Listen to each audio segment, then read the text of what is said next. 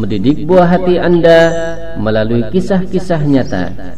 Dengarkan dengan baik kisah ketiga dengan judul 7 tahun setelah kematian Dajjal.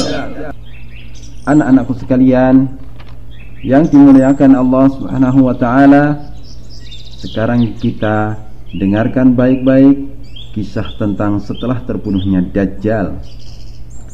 Baiklah, segera akan kita ikuti. Bagaimana kisahnya? Mari kita simak bersama. Setelah matinya Dajjal, manusia kemudian hidup dengan damai selama 7 tahun. Tidak ada permusuhan di antara mereka. Sampai akhirnya Allah mengutus angin yang sejuk dari arah Syam. Maka setiap orang yang di dalam hatinya memiliki kebaikan dan iman, walaupun seberat biji sawi, akan dicabut nyawanya. Sampai-sampai seandainya seseorang masuk ke tengah gunung, niscaya angin itu akan mengejar dan mencabut nyawanya. Maka tinggallah orang-orang yang jahat di muka bumi. Mereka hidup seperti burung, yakni berlomba kepada kejahatan, dan berjiwa seperti binatang buas, yakni saling bermusuhan dan menzalimi. Mereka tidak mengenal kebaikan lagi dan tidak menolak kemungkaran. Kemudian menjelmalah syaitan di tengah-tengah mereka. Ia berkata, "Tidakkah kalian menyambutku?" Demikian dikatakan oleh syaitan. Mereka pun bertanya, "Apa yang engkau perintahkan kepada kami?" Maka syaitan memerintahkan mereka agar menyembah berhala. Anak-anakku sekalian yang dimuliakan Allah Subhanahu wa taala, demikian yang diperintahkan oleh syaitan, yakni agar menyembah berhala. Padahal ketika itu mereka mendapatkan rezeki yang terus mengalir dan kehidupan mereka makmur sekali.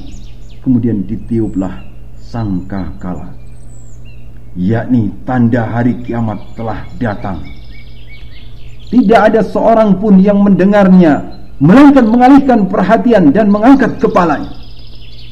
Orang yang pertama kali mendengarnya adalah orang yang sedang memperbaiki telaga untanya. Maka orang itu kemudian mati.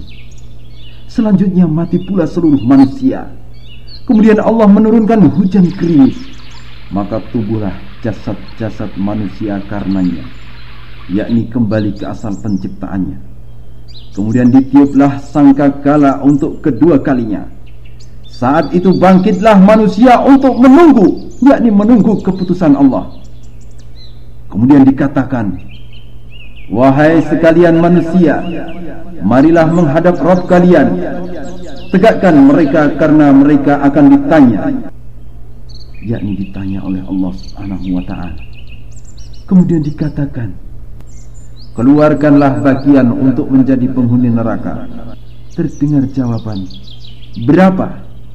Dari setiap 1000 orang 999, yakni untuk jadi bagian penghuni neraka.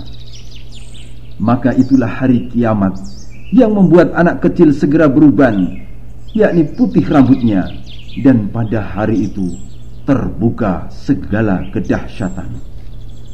Nah, anak-anakku sekalian yang semoga kalian semua dilindungi oleh Allah Subhanahu wa taala, ini adalah kisah nyata yang akan terjadi di yaumul akhir. Anak-anakku sekalian, kita berdoa kepada Allah agar kita tidak termasuk orang-orang yang merugi di akhirat. Sumber hadis Abdullah ibnu Amr ibnu Al-As radhiyallahu taala anhu, riwayat Al-Imam Muslim rahimahullahu taala dalam Riyadhus Shalihin nomor 1810.